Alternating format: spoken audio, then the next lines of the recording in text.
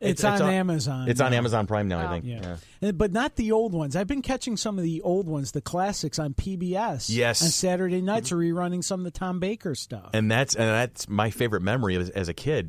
That was my growing up. I mean, I was 10, 11, 12 years old, and Saturday nights, 11 o'clock on Channel 21, and my parents would let me stay up at night to watch that. See, I'm so old. Yeah, I used to watch it on Channel 21 at 6 o'clock at night in the early 70s. Billy.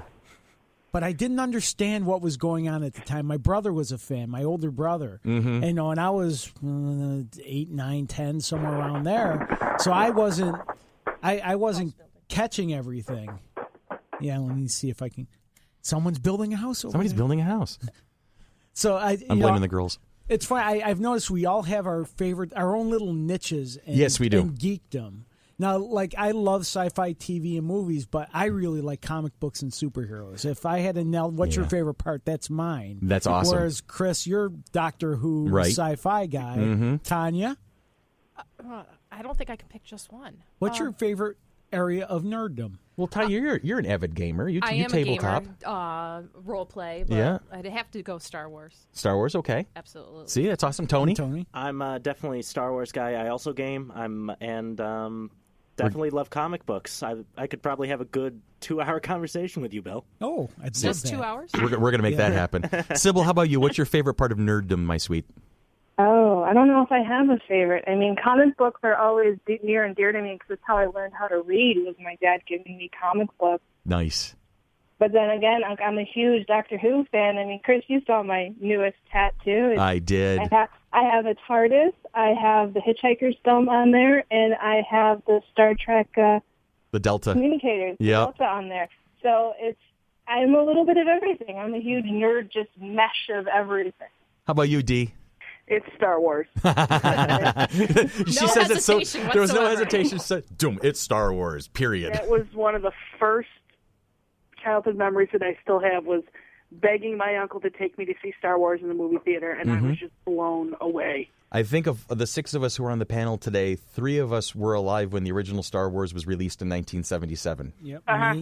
Yeah. Deanna, me, and Billy, and my dad was so patient. I have to. Oh no, you were there too. I'm sorry, 72. Hey, you should be grateful that I was actually saying you were younger. Yeah, no kidding. Just say thank you, Chris. Thank you, Chris. There you go. Now you can scold me later. All right, but yeah, my dad, as I was saying, he was such a patient creature, because here's this. I was 6 when 1977 kicked in. My birthday's in September, and he took me to see Star Wars, and I made him take me another 10, I think, a good dozen times before it left the theaters. And he humored this poor little kid. I mean, but Dad, let's go see Star Wars. Okay, he and I would talk about that all the time. Use the Force, Chris. You know, I think about, Star Wars and Star Trek and all of these franchises, Indiana Jones, Doctor Who. They're great, but another fantastic part of them is the music that goes with them. Oh, absolutely. And I think we could actually do a podcast on that in the future. I do plan on doing that. Just how significant not only the story is, but the music that goes along with it. I mean, you hear John Williams' Star Wars theme, for me, I get chills. I get chills to every this day. time I hear it. Is one of the most recognizable pieces of music in the modern age. Absolutely, Tony. Riker could recognize it at age 3. He knew the difference between Indiana Jones and Star Wars and Darth Vader's. There it is. Billy, you are the man. And I'm going to turn it down before I get sued. Under 7 seconds, there's no problem there. Yeah, no, that's awesome. That fanfare, that's the thing. You hear those first couple of notes. You're like looking around. Where? It's like you know exactly what's happening. And in your mind, you see that scroll going up the 100-foot screen in the movie theater. I don't know where it was, but I saw a picture on Facebook recently where somebody had painted the original A New Hope scroll onto the forward panels, the risers, of an escalator. Oh, wow. So as the escalator rolls around, and all of a sudden you see Episode 4, A New Hope, and it just kind of goes, as the escalator is going up, the crawl's going with it. That's Fabulous. I'm laughing in the middle of my office at work. I'm laughing my butt off because of how amazingly imaginative that is. So here we are, and the listener right now will be getting a very good idea of what to deal with this particular podcast crew, because I had a place where I wanted to take the conversation. And we totally And we tangent. left-turned it to Albuquerque and off and running, here we go. And that's cool. That's going to be part of the fun of it, where we're going to have these conversations, and we don't even know where they're honestly going to go. But we're going to try and share and have some fun, and every so often we might reel it back in. And the fact that I'm the voice of reason and trying to keep things focused, the amount of laughter should tell people where that joke is going. You know? And I knew you way back when. Oh, I know. Deanna and I went to high school together at the hallowed halls of the Aquinas Institute. Oh, the stories she could tell. Oh, yeah, no, and she won't, because my bribe money is still coming in. She could tell, so we're just both going to keep Yeah, I know. quiet. We got détente. It's mutual glad assured Dan's destruction. not here. Oh, I know. If Dan was here, he'd be yelling at the both of us right now. Yep. But Billy, you've always been local? Yeah, You're I grew up in the 19th Ward. Look at that, nice. Off of Thurston Road, a street called Lehigh Avenue. Oh, I know that. I know it. I used to. Where it is. I used. Was it 19th Ward part of where you Yep, were? I work for the city of Rochester, and that was one of my jurisdictions for a little bit. I'm not a police officer. They don't trust me with that kind of authority. But yeah, I did work the 19th Ward for a little while, and I'm up on the Josana neighborhood, right around the soccer stadium now. What neighborhood? They call it the Josana neighborhood. See, that's the thing. The neighborhoods in the city of Rochester, and here's another tangent, they all have their own nicknames from where they grew up, basically. The neighborhoods themselves grew up at the turn of the century. When I say the turn of the century, I mean from the 1800s to the 1900s. And there's a lot of rich history in all of them. I grew up in the Maplewood area right around Aquinas, and that's where I live now. And there's Josana, there's the South Wedge, there's Swilberg, and 10th Ward, 19th Ward. Exactly, all the wards and whatnot. It's just there's a lot of rich history in this city. And we hope to kind of bring a little bit of that to the convention as well. Absolutely. And I think that's why we chose the venue we did, is because all of us, not all of us, but most of us born and bred here, we want to keep things in the city, in Rochester, not going out to the suburbs. Yeah, definitely not my definition of the city, because I grew up in Lima, so my definition of the city is Henrietta. And we you're have to bring it from down a Henrietta little too, further. right, Yes, I Tony? am. Yeah. And Sybil, you were born and raised. I was born and raised in the 19th Ward over by on Weldon Street. Okay. See, so you and Billy were neighbors at one point or another in the timeline. And that brings me to one of the favorite questions. When I was being interviewed during the day one of FC3, there's this wonderful reporter from the DNC, Sarah Taddeo. She did a wonderful job getting us all squared away online. But she asked me, well, why Rochester? And I looked at her, I'm like, what do you mean? You know, she goes, well, why would you bring a show like this to Rochester? And I'm like, this is home. Yeah, you're not bringing it. Yeah, It's we're not just- bringing it. This is here. home. Where else would we do it? I mean, this is a great city. This is a city that has the Lilac Festival and the Clothesline Arts Festival and the legendary Park Ave Fest and Cobbs Hill. It's just Cornhill full of Fest. arts and Exactly. Why would you not do something like this?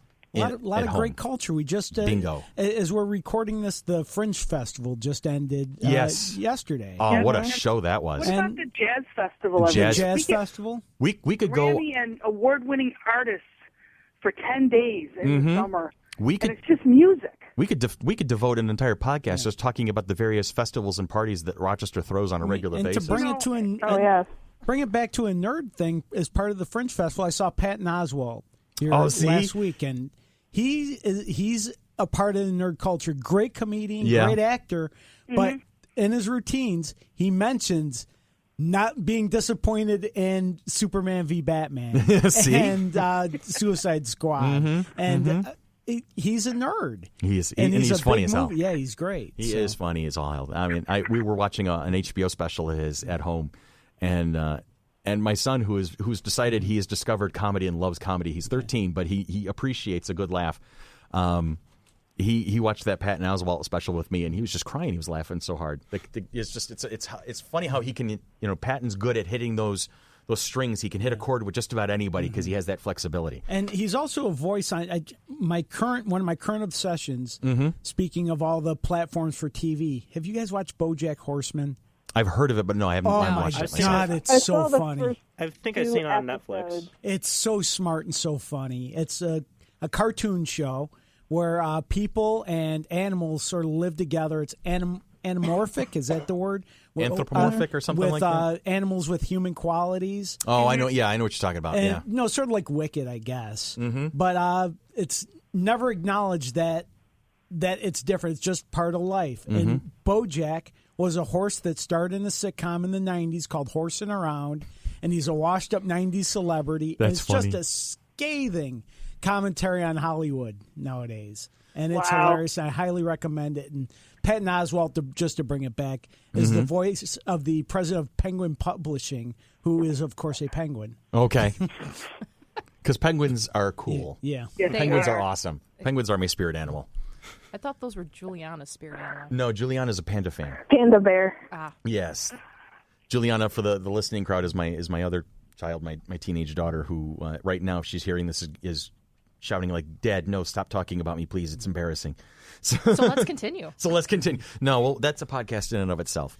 But now, how are we doing on time, Billy? We are currently at 26 minutes. 26 minutes. That's a beautiful thing. We're gonna these podcasts are not gonna be set, but we're gonna try and keep them to about a half an hour at a time, just for the sake of going forward, keeping them nice, neat packages, and so that you always know what to expect the listener. But just real quick, this is the kind of thing you're going to get to expect from us. You're going to have these conversations. We're always going to have some sort of insight. We're going to have, and as Billy pointed out, we all have our own little niche. Dan's the big Battlestar fan, but loves his Star Wars, loves his Disney, loves his Star Trek. Deanna is a big Star Wars fan, but is also well-versed in a lot of things. Tanya brings the gamer culture in a little bit, but not the console, Xbox there's game. too many buttons on a PS4 Okay. and an Xbox One and stuff. Give me back my Nintendo. Yeah, there you go. Exactly. There There's you go. 2 buttons, A and B, And we're directional probably pad. going to have some long and lengthy discussions about Dungeons and Dragons and Pathfinder Probably. and all those different systems in there. And Tony's going to have his insights that he's going to be happy to bring in. Can't wait to talk to Tanya about my opinion of PC gaming. Oh, here we go. There's a little war coming there. Hey, Chris, what is Brian's? Wrestling. Brian's is Oh, I wrestling. love wrestling, too. And he's a big Doctor Who fan. When he and I met in our freshman year of Aquinas many, many lifetimes ago, we recognized each other for kindred spirits because I had a Doctor Who pin on my backpack. And this was when it was uncool to be a Doctor Who fan, back in the 1980s when the classic series was still going on. And so we'll be able to bring a little bit of everything. And we're also going to be reaching out. I've talked to a couple friends of mine who either work for or run comic book shops. So we're going to be bringing guests in every so often to talk about the industry a little bit. We have local folks all across the board. And we'll be touching on, in future podcasts, the local art culture as well. Our art director is Judah Nevedomsky, and he put together a really nice display at FC3 back in April. And we've got a lot of friends and people that work with him in galleries and whatnot. So we're going to have discussions about local art, local artists, and we're going to be doing a lot. We're going to be talking about a lot of different things, and we want your input. That's the most important thing, is your input, because we can sit here and talk to each other all day long. We're good at it. We do it all the time.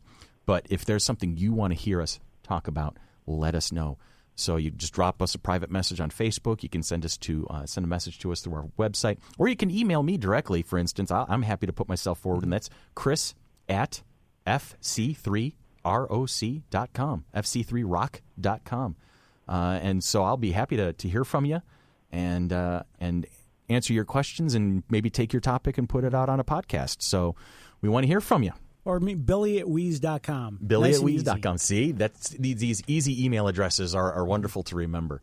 And Billy, we appreciate the way that you host us at the studios of WFC3. No problem. Hint, hint, wink, wink. And so we're looking forward to having these conversations with you folks. And this is just the first of many. So thank you yet again. We're going to have to work on closing music. But I like this. You like this? I do. I like it. I think it's appropriate for our goofy asses. We this, you're probably. Can you say that? You're probably. Yes. Yeah, this is not broadcast radio. We can say that. Anyway, that's that. And thank you for listening. Have a nice day. Have a good day, guys. Bye. Bye-bye.